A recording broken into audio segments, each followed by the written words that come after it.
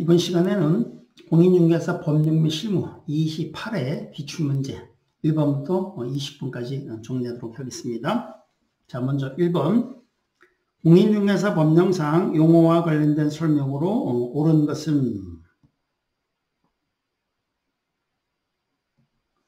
1번. 공인중개사에는 외국법에 따라 공인중개사 자격을 취득한 자도 포함이 된다. 그렇지 않죠? 공인중개사에는 공인중개사법, 우리나라법에 따라서 자격을 취득한 사람을 공인중개사라고 합니다. 따라서 외국법에 따라 공인중개사 자격을 취득한 사람은 공인중개사 포함되지 않습니다. 2번, 중개업. 우리가 중개업 그러면 다수업 일단 이렇게 기억한다 그랬어요. 다른 사람의 의뢰에 의하여 일정한 보수의 유무와 관계없이, 이거 잘못됐네. 보수를 받고 중개를 업으로 행하는 사람을 행하는 것을 중개업이라고 한다 그랬어요. 그래서 보수의 유무와 관계없는 게 아니고 보수를 받아야 됩니다. 그래서 다수업이에요. 그래서 용어 정의가 잘못됐고, 3번 개업공인중개사인 법인의 사원으로서 중개 업무를 수행하는 공인중개사는 소속 공인중개사가 아닌 게 아니고 소속 공인중개사 포함이 된다라고 조문에 나와 있고요. 3번 중개보조는 개업공인중개사에 소속된 공인중개사로서 아니죠. 중개보조는 공인중개사가 아닌 자죠. 아닌 자로서 단순 업무 보조하는 자예요. 따라서 공인중개사로서 이거 잘못됐고요. 개업공인중개사 중개 업무를 보조하는 자를 말한다.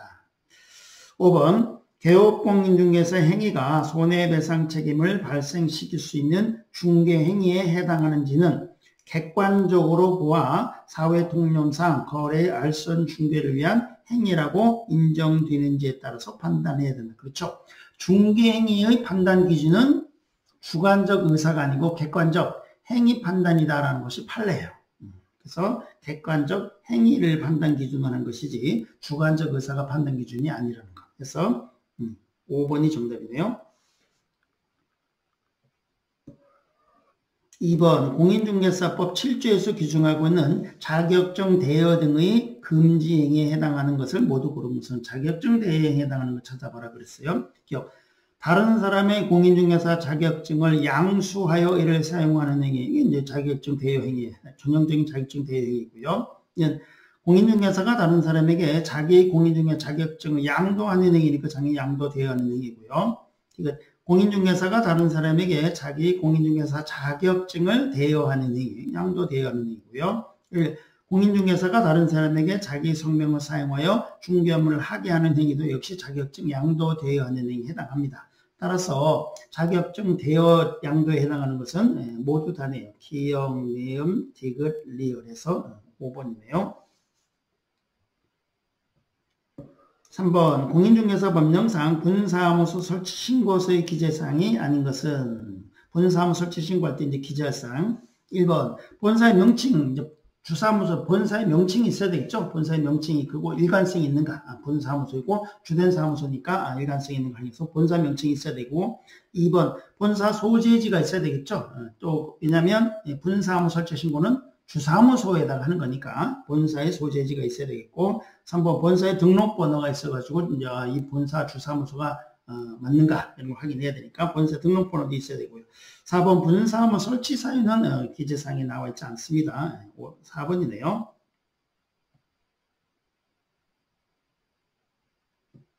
5번 본사무소 책임자의 공인중개사 자격증 발급 시도. 그렇죠. 본사무소 책임자가 공인중개사여야 되고요. 그리고 공인중개사인 걸 확인하기 위해서 등록관청에서 시도지사한테 직접 확인해 봐야 되겠죠. 그러니까 자격증 발급한 시도를 기재해야지 등록관청에서 직접 확인해 볼 수 있습니다. 정답은 4번이고요. 5번 공인중개사 법령상 법인이 중개사무소를 등록 설치하려는 경우 그 등록 기준으로 틀린 것은 다르고 다른 법률의 기준은 고려하지 않고 문제를 풀어라. 1번 본사무소 설치 시 본사무소 책임자가 본사무소 설치 신고일 전 2년 이내에 직무교육을 받아야 된다. 2년이 아니고 1년 이내고요. 직무교육이 아니고 실무교육을 받아야 되죠. 출전들이 워낙 자주 내는 그런 패턴이에요. 2번 상법상 회사는 자본금이 5천만 원 이상이어야 되고요. 틀린 거 찾는 거네. 틀린 거는 1번이네. 그러니까 3번 대표자를 제외합니다. 제외한 임원 또는 사원, 사원이라는 표현은 가르고 한 명 합작해서 무한책임사를 말합니다. 사원의 3분의 1 이상이 공인중개사여야 되고요. 4번 법인이 중개업 및 겸업 제한에 위반되지 않는 업무만을 영위할 목적으로 설립되었을 것. 그렇죠. 법제 14조에 규정된 업무만을 영위할 목적 이렇게 돼 있어요. 근데 그걸 풀이해 보니까 중개업 및 겸업 제한, 겸업 6가지 제한에 위배되지 않는 업무만을 영위할 목적으로 설립되어야지 됩니다. 5번 대표자는 공인중개사일 것. 그렇습니다. 그래서 정답은 1번이고요. 5번 공인중개사 법령상 중개사무소 개설 등록 및 등록증 교부에 관한 설명으로 옳은 것은 1번 소속 공인중개사는 중개사무소 개설 등록 신청할 수 있다? 아니죠. 등록 신청할 수 없죠. 왜냐하면 이중 소속이 되기 때문에 그렇다 그랬어요.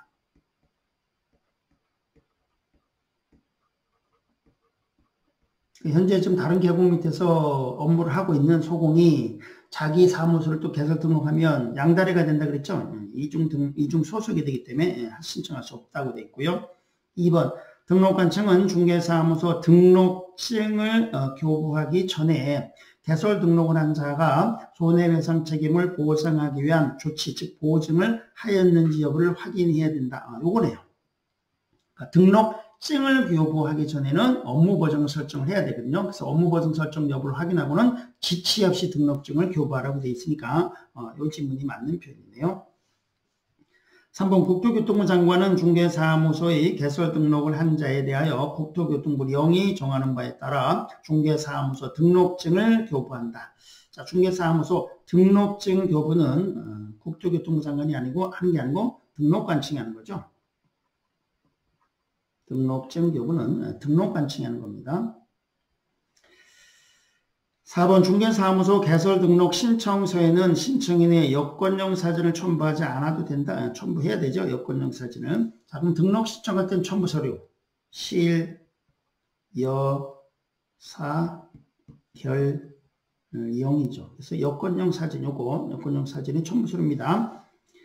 5번 중개사무소의 개설 등록을 한 개업공인중개사가 종별을 변경하여 업무를 하고자 등록신청서를 다시 제출하는 경우 종전의 등록증은 반납하지 않아도 된다? 아니죠. 반드시 종전의 등록증을 반납하여야 합니다. 반납하여야 한다. 반드시 반납해야 됩니다. 해서 옳은 것은 2번이었고요. 6번 갑과 을은 2017년 1월 25일 서울특별시 소재 서울이네요. 갑소유의 X상가를 X상가 건물이래요. 보증금 5억 원에 월차임 500만 원은 임대차 계약을 체결한 후 을은 X건물을 인도받고 사업자 등록을 신청하였다. 이 사안에서 개업공인중개사가 상가건물 임대차 보호법의 적용과 관련해서 설명한 내용으로 틀린 것을 모두 고른 것은 자, 일단 보증금이 5억에 월세가 500이라 그랬어요. 자, 그러면 일단 이 환산 보증금이 상위법 적용 범위 들어가느냐 이거부터 항상 잘 체크하셔야 돼요. 그러면 지금 법에 의하면 자, 서울의 경우를 했을까? 서울의 경우에는 9억 범위 안에 들어야 되죠. 9억 범위 안에 들어야 됩니다. 자, 그러면 여기 월세가 500이다 곱하기 100 해보면 되겠습니다. 곱하기 100 하면 이게 이제 5억이고 더하면 10억이에요. 보증금, 환산 보증금. 따라서 9억 초과예요. 9억 초과. 그럼 9억을 초과하면 상위법 자체가 적용되지 않는 거죠. 일단 이 내용을 먼저 알고 이제 접근하시면 되겠습니다. 자, 봅시다. 기업, 갑과 을이 계약 기간을 정하지 않은 경우 그 기간을 1년으로 본다. 최단 존속 기간을 좀 적용되네요. 최단 존속 기간. 자, 그럼 여기서 이제 우리가 지금 현행법으로 이제 그 수정을 해서 이제 문제를 푸는 겁니다. 자, 그러면 서울의 경우에는 9억 범위 안에 들어가야 되는데 지금 9억 범위를 넘어서서 10억이에요. 10억을 이제 9억을 초과하는 10억이니까 상위법 자체가 아예 적용되지 않아요. 그러니까 최단 존속기간 적용되지 않는 겁니다. 상위법 자체가 적용되지 않기 때문에 최단 존속기간 적용되지 않는다. 이은 갑으로부터 X금을 양수한 병은 갑의 죄를 승계약물로 본다. 대항력 얘기라는 거네요. 대항력. 자, 그러면 9억을 초과하는 경우에는 상위법 자체가 적용되지 않는 겁니다만, 다만 일부 규정은 적용돼요. 자, 우리 다 외워야 되죠? 대권 3기 갱신은 9억, 서울의 경우에 현행법을 얘기하는 겁니다. 9억 초과의 경우에도 적용된다.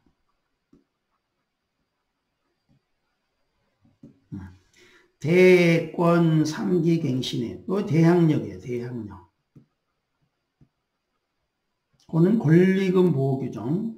권리금 보호 규정. 3기 연체 시 계약 해지 규정. 그리고 계약 갱신 요구권. 계약 갱신 요구권. 요것들이에요. 자, 그러면 여기 요 대항력이죠. 그러면 대항력은 9억을 초과하더라도 상위법이 적용이 된다. 적용이 된다. 이건 적용이 되는 거예요. 디귿 을의 차임 연책이 이익의 차임액에 다른 경우 갑은 임대차 계약을 해지할 수 있다. 자, 여기도 3기 연체 시 계약 해지 규정은 9억을 초과하는 경우도 적용이 돼요. 근데 여기가 이제 2기라고 되어 있으니까 3기가 된다면 적용이 되겠지만 잘못된 표현이고요. 을은 사업자 등록 신청 후 X 건물에 대하여 저당권을 취득한 정보다 경매 절차에서 우선해서 보증을 변제받을 권리, 우선 변제 받을 권리, 우선 변제 받을 권리가 있다. 자, 우선 변제권은 이 대권 3기 갱신 안에 안 들어가죠. 그러니까 9억 초과의 경우니까 이 규정 우선 변제권은 적용되지 않습니다. 자, 그래서 틀린 것을 모두 고르라 그랬으니까 기억 틀렸고 니은은 맞고 디귿 틀렸고 리을도 틀렸고 그래서 기억 디귿 리을 4번이 정답이네요. 7번 공인중개사법령상 중개대상물에 포함되지 않는 것을 모두 고른 것은 다툼 있으면 판례가 한다. 피분양자가 선정된 장차 건축될 특정의 건물, 특정이라는 단어가 나오면 분양권이다 이렇게 기억한다 그랬죠. 분양권은 중개대상물에 포함이 됩니다. 영업용 건물의 비품은 권리금이에요. 권리금은 중개대상물에 해당하지 않고요. 거래처 신용 또는 점포 위치에 따른 영업상의 이점 등 무형물 역시 권리금이에요. 권리금은 중개대상물에 포함되지 않는다는 것이 판례고요.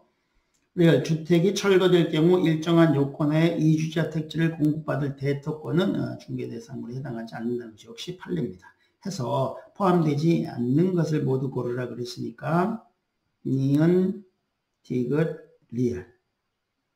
니은, 디귿, 리을. 요거네요. 5번이네요. 8번 공인중개사법령상 갑이 중개사무소 개설 등록을 할 수 있는 경우, 등록을 할 수 있는 경우에 해당하는 것은 결격사유자가 아니면 등록 신청할 수 있겠죠.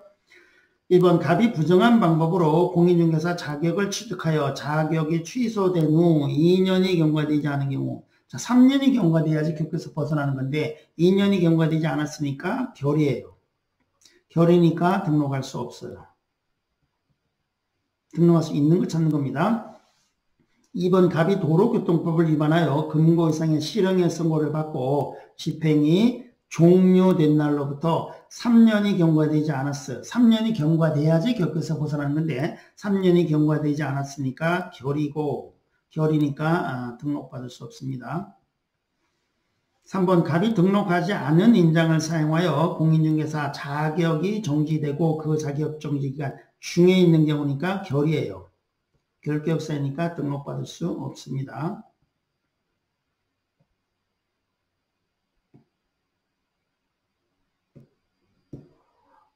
4번 갑이 대표자로 있는 개업공인중개사 법인이 해산하여 그 등록이 취소. 해산하면 필요적 등록 취소예요. 필등취. 등록 취소된 경우 3년이 경과되지 않은 경우 자 해산이라든지 사망이라든지 이런 등록 기준 미달로 인해서 이런 걸로 인해서 등록이 취소된 경우는 3년이라는 기간이 정되지 않아요. 3년이라는 기간이 정해되지 않기 때문에 바로 등록 요건을 갖춰서 바로 등록 시청할 수 있습니다. 요거는 바로 등록 시청할 수 있어요. 요거네요. 정답은 4번. 5번. 갑이 중개 대상물 확인 설명서를 교부하지 않아 업무정지 처분을 받고 폐업 신고를 한 후 그 업무정지 기간이 경과되지 않았으니까 결이니까 등록할 수 없어요. 등록 신청할 수 있는 것은 4번이네요. 9번. 갑과 친구 을을 명의 수탁자로 하는 계약 명의신탁이네요. 계약 명의신탁을 하였고 이에 따라서 을은 2017년 10월 17일 병소유 X토지를 매수하여 을 명의로 등기하였다. 이 사안에서 개업공인중개사가 부동산 실권리자 명의 등기에 관한 법률의 적용과 관련하여 설명한 내용으로 옳은 것을 모두 고른 것은 다툼이 있으면 판례에 따른다. 자, 일단 명의신탁 그러면 우리가 이중이 기억한다 그랬죠? 이중이 기억하셔야 돼요. 이중이 이렇게 기억한다. 이중이. 그리고 이 위명이 바로 계약 명의신탁이라고 한다. 이렇게. 이거는 이제 이전형 명의신탁. 중은 중간생략형 그랬어요. 중간생략형 명의신탁. 자, 일단 위명 계약이라고 나와 있어요. 계약 명의신탁 그랬을까? 계약 명의신탁이건 이전형이건 중간생략형. 우리는 신수삼 먼저 딱 기억한다 그랬죠? 신수삼을 딱 그린다 그랬어요. 신수삼을 먼저 딱 그린다. 신수삼 이렇게. 이전형이건 중간생략형이건 위명, 신수삼. 그리고 여기 매도인 이렇게 그리는 거죠. 요 그림이 딱 기억나야 돼요. 이렇게. 자, 그럼 여기다 한번 맞춰 놓어 봅시다. 신탁자가 갑이고요. 수탁자가 을이고, 매도인 이름은, 병이에요. 이렇게. 그리고 나중에 보니까 이제 정이라는 제3자도 있고, 이렇게 나와 있어요. 보니까. 자, 그럼 요거 한번 그림을 한번 외워보고 한번 그려봅시다. 자, 실명법에 의하면, 자, 신탁자와 수탁자 사이에 명의신탁 약정이래. 그렇죠? 이 명의신탁 약정은, 무효예요. 항상 무효다. 명의신탁 약정은 무효다. 항상 이렇게 찾아 들어간다 그랬습니다. 항상 명의신탁 약정은 무효다라고 했으니까 무효 이렇게 찾아 들어가면 돼요. 그리고 그에 대한 소유권 이전 등기, 도 무효여야 하지만 매도인 병이 갑과 을 사이 명의신탁 약정 사실을 모르는 이 계약 명의신탁의 경우는 예외적으로 소유권 이전 등기가 그러하지 아니하다. 무효가 아니고 유효하다라고 이렇게 돼 있어요. 유효다. 이게 유효라는 거. 자, 그리고 매도인과 이 수탁자인 매수인 사이에 신탁자, 수탁자 사이 매도인과 매수인 사이의 채권행위 매매계약 자체는 유효하고 매매계약 자체는 유효합니다. 유효하고 그에 대한 소유권 이전 등기도 유효하니까 소유권은 수탁자에게 소유권이 귀속된다. 이렇게 기억했어요. 우리가 수탁자한테 소유권이 귀속되어 있다. 이렇게 있다.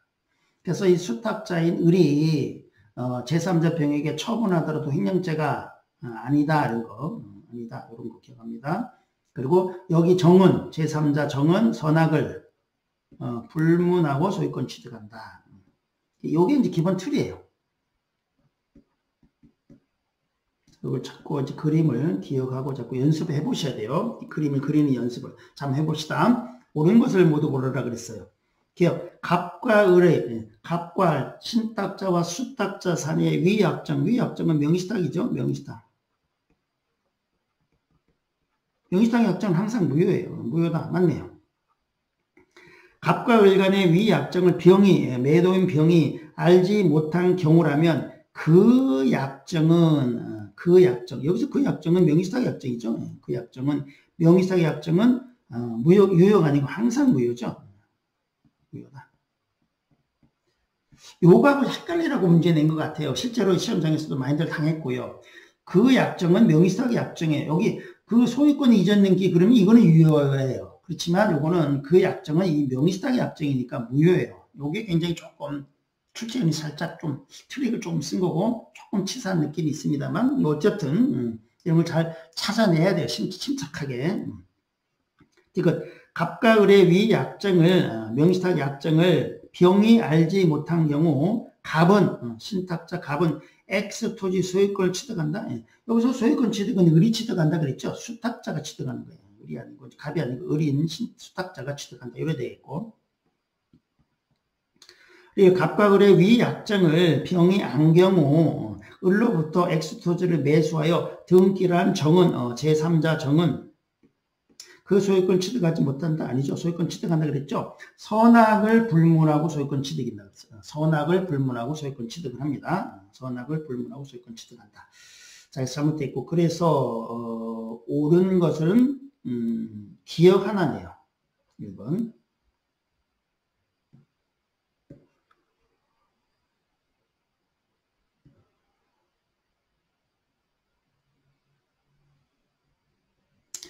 10번 갑은 2017년 1월 28일 자기 소유의 X주택을 2년간 을에게 임대하는 계약을 체결했다. 임대차 계약을 체결했다. 개업공인중개사가 이 계약을 중개하면서 주택임대차 보호법과 관련하여 설명한 내용으로 옳은 것은 주임법 내용을 물어보고 있네요.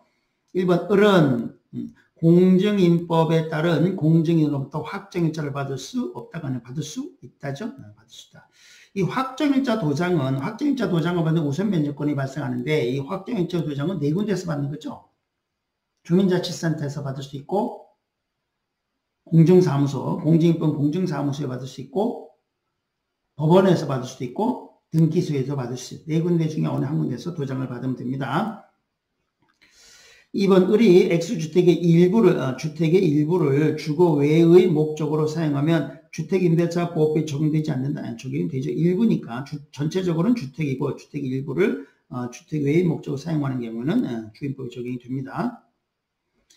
3번 임대차 계약이 묵시적 갱신된 경우 갑은 언제든지 을에게 계약 해지를 통지했다. 갑이 임대인이죠. 임대인이 아니고 을은 언제든지 갑에게 계약 해지 통지할 수 있다. 이렇게 돼야 되겠고요. 4번 임대차 기간에 관한 분쟁이 발생한 경우 갑은 주택임대차 분쟁조정위원회에 조정을 신청할 수 없다거나 신청할 수 있지요. 그럼 5번이 되겠네요. 경제사정 변동으로 약정한 차임이 과도하게 되어 적절하지 않은 경우 임대차 기간 중 을은 그 차임의 20분의 1 금액을 초과하여 감액을 청구할 수 있다. 증액은 청구할 수 없습니다만 감액은 청구할 수 있다. 요거네요. 5번이 맞네요. 11번 공인중개사 법령상 개업공인중개사의 고용인의 신고에 관한 설명으로 옳은 것은 1번 소속 공인중개사에 대한 고용신고는 전자문서에서 할 수 있습니다. 요거네요. 1번. 2번 중개보조에 대한 고용신고를 받은 등록관청은 시도지사에게 그의 공인중개사 자격 확인을 요청한다. 중개보조는 자격증이 없는 사람이죠. 그러니까 공인중개 자격 확인을 요청한다. 이 말은 뭐 있을 수 없죠.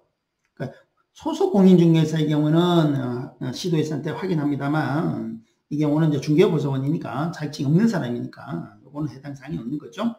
3번 중개보조는 고용신고일 전 1년 이내에 실무교육을 받아야 된다. 중개보조는 실무교육이 아니고 직무교육을 받죠. 4번 개업공인중개사는 소속 공인중개사와의 고용관계가 종료된 경우에는 고용관계가 종료된 날로부터 30일 이내에 등록관청이 신고된다. 아니죠. 열흘입니다. 열흘 이내에 신고돼요.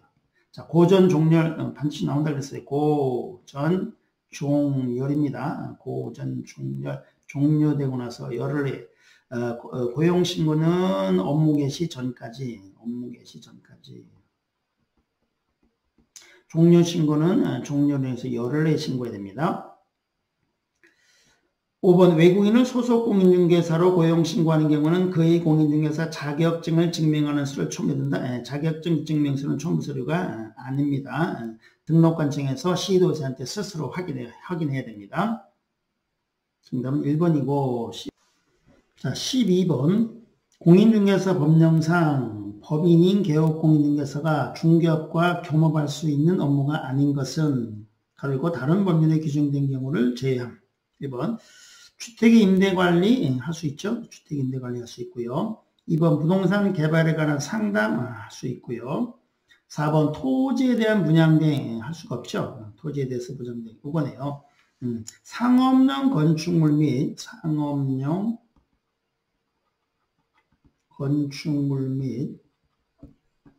주택에 대한 분양을 대행할 수 있는 것이지 토지에 대해서는 분양을 대행할 수가 없습니다. 4번 개업공인중개사를 대상으로 한 중개업에 경영기법 제공할 수 있죠. 경영기법 제공은 개업공인중개사만을 대상으로 하는 거죠. 5번 중개의뢰인의 의뢰에 따른 주거이전의 부서는 용역에 알선업할 수 있습니다. 정답은 3번이고요. 13번 공인중개사 법령상 인장의 등록에 관한 설명으로 옳은 것은 1번 소속 공인중개사는 중개업무를 수행하더라도 인장 등록하지 않아도 된다. 아니죠. 소속 공인중개사는 인장 등록할 의무가 있죠. 2번 개업 공인중개사가 등록한 인장을 변경한 경우는 인장을 변경은 인변 7일 이내 그 변경된 인장을 등록관청에 등록하지 않으면 업무정지에 해당합니다. 맞네요. 옳은 것은 2번이고요. 3번 법인인 개업공인중개사의 주된 사무소에서 사용할 인장은 상업등기 규칙에 따라 법인 대표자가 보증하는 인장이어야 된다? 아니죠. 법인 대표자가 보증하는 인증이 아니고 법인 인장을 등록하는 거죠. 법인 인장. 자, 요거 한번 주의하셔야 되겠는데요.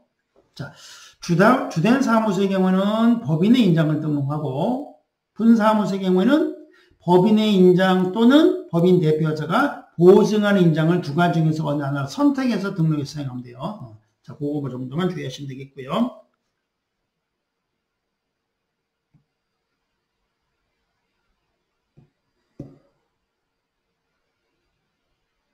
(4번) 법인인 개업공인중개사 인장 등록은 상업등기 규칙에 따른 인감증명서 제출로 가름할 수 없다? 가름할 수 있죠. 인감증명서 갖다 내면 되는 거죠. 5번 개업공인중개사 인장 등록은 중개사무소 개설 등록 신청 같이 할 수 없는 게 아니라 같이 할 수 있다. 정답은 2번이었고요. 14번 공인중개사 법령에 관한 설명으로 틀린 것은 1. 소속 공인중개사를 고용한 경우 그의 공인중개사 자격증 원본도 당해 중개사무소에 보기신고서에 게시해야 됩니다. 게시해야 됩니다. 자, 게시해야 될 사항 게시해라. 등자의 보수를 등자가 얼마의 보수를 받는지를 게시해라. 5. 개공의 자격증뿐만 아니라 소속 공인중개사의 자격증도 게시해야 됩니다. 2번 법인인 개업공인중개사의 분사무소의 경우 분사무소 설치 신고필증 원본을 분사무소 설치 신고필증 원본을 당해 중개사무소는 분사무소는 보기신고서에 게시해야 돼요. 5. 분사무소의 경우에는 등자의 보수가 아니고 분자의 보수를 게시하는 거죠. 분자의 보수를 게시한다. 분사무소 설치 신고필증 이거 굉장히 중요합니다. 법인이 분사무소의 경우에는 분사무소 신고필증 원본을 당해중개사무소 안에 본인이 게시해야 되고요. 3번 개업공인중개사가 아닌 자는 중개대상물에 대한 표시 광고를 해서는 안 됩니다. 4번 중개사무소 명칭을 명시하지 아니하고 중개대상물에 표시 광고를 한 자를 신고한 자는 포상금 지급 대상에 해당된다. 포상금 지급 대상에 해당하지 않죠. 4번이네요. 자, 요거 한번 외워봐야 되겠네, 또.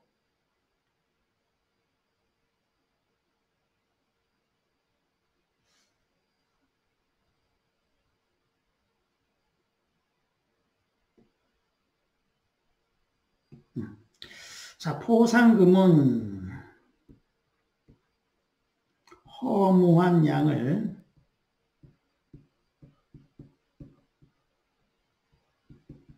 신고한 자에게 지급한다. 이렇게 포상금 허무한 양, 포상금은 허무한 양, 거무한 양을 신고한 자에게 지급한다.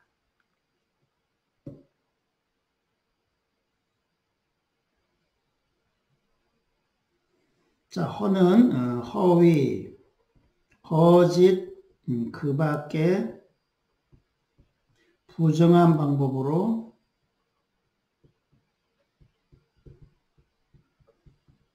신고한 자. 거짓 그 밖에 부정한 방법을 등록한 사람. 무는 무등록 중개업자. 무등록 중개업자. 양은 등록증, 자격증, 등록증을 양도 대여한 자, 양수 대여받은 자,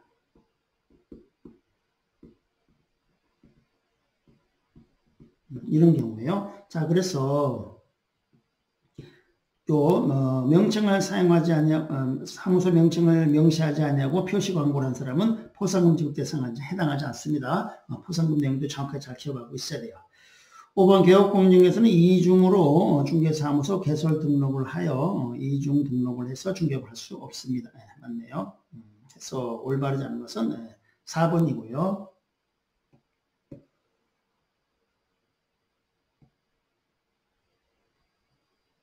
자, 15번 공인중개사 법령상 중개사무소 이전 신고에 관한 설명으로 틀린 것은 1번.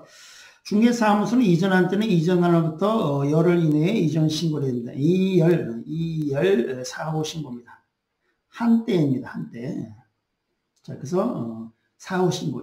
그래서 2열 사후 신고 이렇게 얘기했죠. 2열 사후 신고예요. 사전 신고가 아니고 사후 신고입니다. 이걸 할이라고 이렇게 낸 경우에 있었어요. 할은 사전 신고예요. 그래서 사전 신고가 아니고 하고 나서 신고하는 사후 신고입니다. 2번 분사무소를 이전할 때는 주된 사무소 소재를 관할하는 등록관청 이전 신고를 해야 되고요. 3번 분사무소 이전 신고를 하려는 법인인 개업공인중개사는 중개사무소 등록증을 첨부해야 된다? 아니죠. 등록증 첨부가 아니고요. 굉장히 어려운 질문이에요.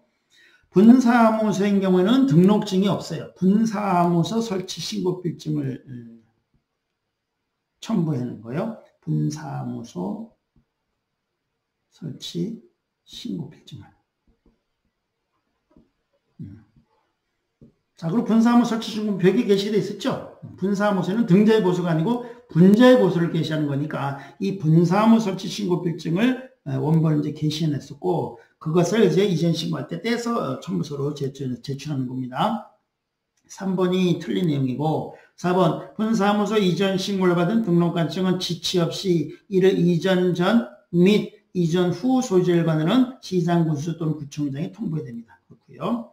5번 중개사무소를 등록관청에 관할 지역 외의 지역으로 이전한 경우에 그 이전 신고 전에 발생한 사유로 인한 개업공인중개사 행정처분 이전 후 등록관청이 이를 행합니다. 그렇네요. 정답은 3번이었네요.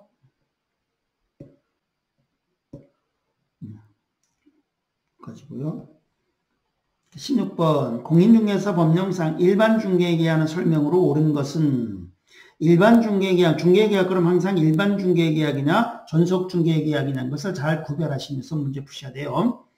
1번 일반중개계약서는 국토교통부 장관이 정한 표준이 되는 서식을 사용해야 한다? 아니죠. 법정 서식을 사용할 의무는 없어요. 이 전속중개계약은 법정 서식을 사용할 의무가 있습니다만 일반중개계약은 서식 사용할 의무 없고요. 2번 중개의뢰는 동일한 내용의 일반중개계약을 다른 개업공인중개사가 체결할 수 있다. 네, 맞네요. 이게 일반중개계약이다. 여러 명의 중개업사한테 중개를 의뢰할 수 있다. 3번 일반중개계약의 체결은 서면으로 해야 된다? 아니죠. 반드시 서면으로 해야 되는 것은 아니고 보통은 구두로 많이 하죠. 서면으로 하는 경우 드물고 구두로 많이 하죠. 다만 전속중개계약은 반드시 서면으로 계약을 해야 되죠. 그게 차이점이고요. 4번 중개의뢰인은 일반중개계약서에 개업공인중개사가 준수해야 할 사항의 기재를 요청할 수 없다. 그리고 요청할 수 있다. 일반중개계약을 구두로 하지 말고 서면으로 작성합시다 라고 요청할 수 있습니다. 자, 그리고 일반중개계약서에는 물예수 준수할 사항을 기재한다 그랬어요. 물예수 준수할 사항. 일반중개서 중개대상 물 위치 및 규모, 거래 예정 가격, 중개 보수, 그리고 준수할 사항, 요거네, 준수. 그래서 이제 일반중개서 필요사항을 기재하는 거니까, 이런 개업공인중개사 준수해야 할 사항의 기재를 요청할 수 없다거나 요청할 수 있다. 서면으로 합시다. 라고 하고, 또 일반중개사 필요사항이 이제 들어가도록 합시다. 라고 이렇게 요청할 수 있습니다. 5번 개업공인중개사가 일반중개계약을 체결한 때는 부동산 거래 정보망에 중개대상물에 관한 정보를 공개해야 된다? 아니죠. 정보 공개할 의무가 없어요. 전속중개계약의 경우는 7일 내에 정보를 공개할 의무가 있어요. 그렇지만 일반 중개계약은 정보 공개할 의무 없습니다. 정답은 2번이고요.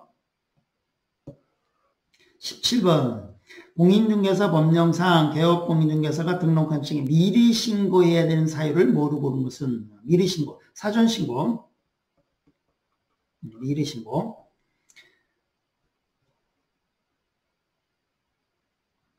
기억, 질병 요양을 위한 6개월을 초과한 휴업, 6개월을 초과하는 휴업의 경우에는 미리 신고해요. 휴업 신고는 미리 신고해죠. 사전 해야 되고. 이은 신고한 휴업 기간의 변경 신고도 사전 해야 되고요. 분사무소 폐업 신고도 사전 신고고요. 리얼 신고하고 휴업한 중개업의 제거 신고도 역시 사전 신고예요. 그래서 미리 신고되는 것은 기역, 니은, 디귿, 리얼 해서 5번입니다. 18번 공인중개사 법령상 중개사무소 명칭에 관한 설명으로 옳은 것은 1번 개업공인중개사가 아닌 자로서 부동산 중개라는 명칭을 사용한 자는 1년 이하 징역 1,000만 원 벌금에 처한다. 우리가 이제 아닌이라는 단어가 나오면 행정행부 1, 2천이다 이렇게 딱 기억한다 그랬어요. 1, 2천이에요. 맞네요. 옳은 거 찾는 건데 1번이 옳은 거네요. 2번 개업공인중개사가 아닌 자가 공인중개사 사무소라는 명칭을 사용한 간판을 설치한 경우에 등록한 층은 그 철거를 명할 수 없다. 그래서 철거를 명할 수 있습니다. 3번 법인의 분사무소의 5개 관건물을 설치한 후 법인 대표자의 성명을 표기해야 된다. 요거 주의하셔야 돼요. 분사무소의 경우는 대표자라고 안 하고 분사무소 책임자라고 그러죠. 책임자, 분사무소 책임자의 성명을 표기해야 됩니다. 주사무소는 대표자라고 그러고 분사무소는 책임자라고 그럽니다. 이런 유형 되게 좋아합니다. 많이들 틀릴 거예요 또. 4번 개업공인중개사는 5개 관건물을 설치할 의무가 있다? 아니죠. 간판 설치할 의무 없습니다. 돈 없으면 간판 설치 안 하고 바로 장사해도 됩니다. 5번 개업공인중개사가 사무소 명칭에 공인중개사 사무소 또는 부동산 중개라는 문자를 사용하지 않은 경우 이는 개설 등록 취소 사유가 아니고 100만 원 이하의 과태료죠. 백과사유입니다. 100만 원의 과태료. 백과사유예요. 백과 한번 남겨보겠습니다. 백과사전이 휴폐되었으니 이전에 보증금을 반납하라고 문자로 게시하고 광고했다. 요거예요. 게시 의무 위반하면 문자죠. 문자 사용 의무 위반은 백과입니다. 백과. 해서 18번은 1번이고요. 뭐가 되겠네요. 19번. 갑소유의 X부동산을 매도하기 위한 갑과 개업공인중개사의 전속중개계약을 설명으로 틀린 것은 전속중개계약입니다. 1번 갑과 을의 전속중개계약은 국토교통부이 영해 정하는 계약서에 의해야 한다. 그렇죠. 법정서식을 반드시 사용해야 됩니다. 사용해야 되고 미사용하면 업무정지 당해요. 업무정지.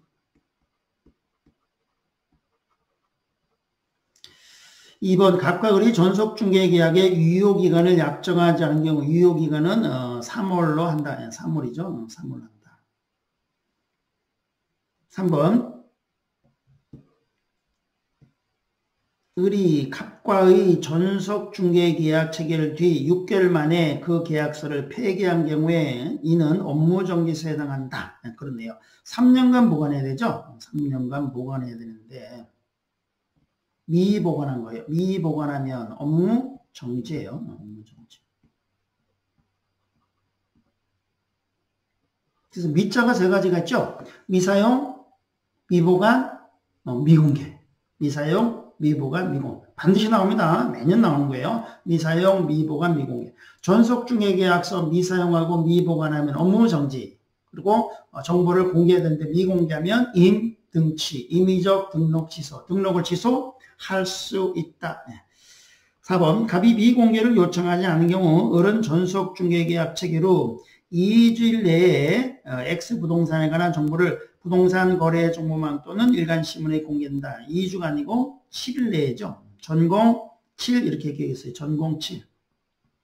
전속중개계약을 체결하고 나서 정보 공개는 7일 내야 된다. 전공 7. 7입니다. 정답은 틀린 것은 4번이고 5번 존속중개계약 체계로 을이 공개해야 할 X부동산에 관한 정보에는 도로 및 대중교통수단과의 연계성이 포함이 됩니다. 그렇습니다. 정답은 4번이고요. 자, 20번. 개업공인중개사가 중개거래인에게 민사집행법에 따른 부동산 경매에 관하여 설명한 내용으로 틀린 것은 1. 부동산 매각은 호가 경매, 기일 이찰, 기간 이찰의 세 가지 방법 중 집행법원이 정한 방법에 따른다. 그러네요. 세 가지, 호가, 기일, 기간. 2번 강제 경매 신청을 기각하거나 각하하는 재판에 대해서는 즉시 항고를 할 수 있습니다. 그러네요. 3번 경매 개시 결정을 한 부동산에 대하여 다른 강제 경매 신청이 있는 때에는 법원은 뒤의 경매 신청을 각하해야 된다? 아니죠.